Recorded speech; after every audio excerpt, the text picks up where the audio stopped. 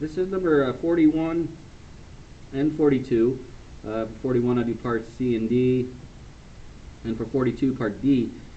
These are naming of compounds again, naming of ionic compounds, except now we have ion clusters, or these polyatomics, that we have to worry about now as well. And so for C, we have the formula Ba NO3, and we have 2 of those NO3s. So this is a polyatomic cluster, or ion cluster. That's what the NO3 is.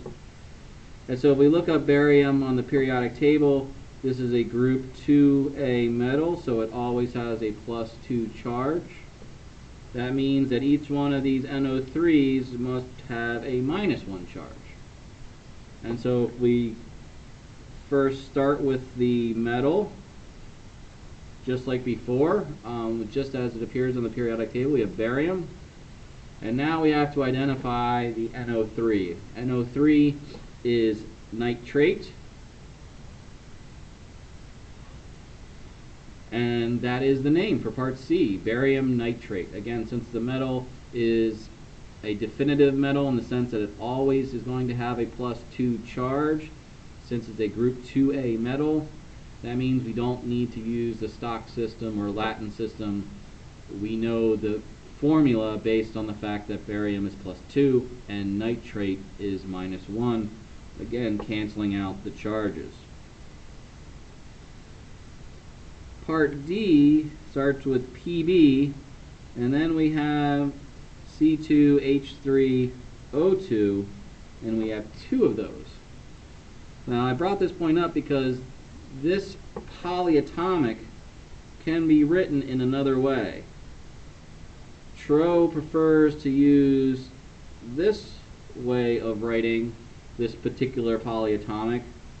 I prefer to write it as so, CH3CO2.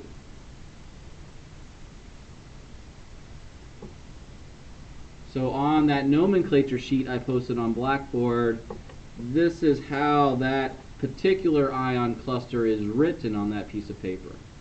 And so if we use our periodic table, we see that Pb stands for lead.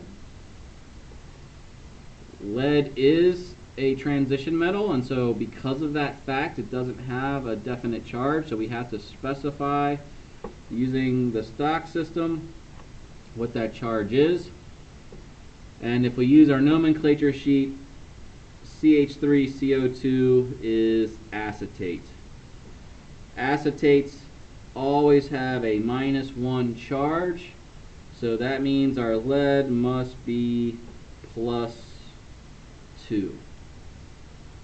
Lead does have a Latin plumbus or plumbic, but that is not one of the ones I asked you to know.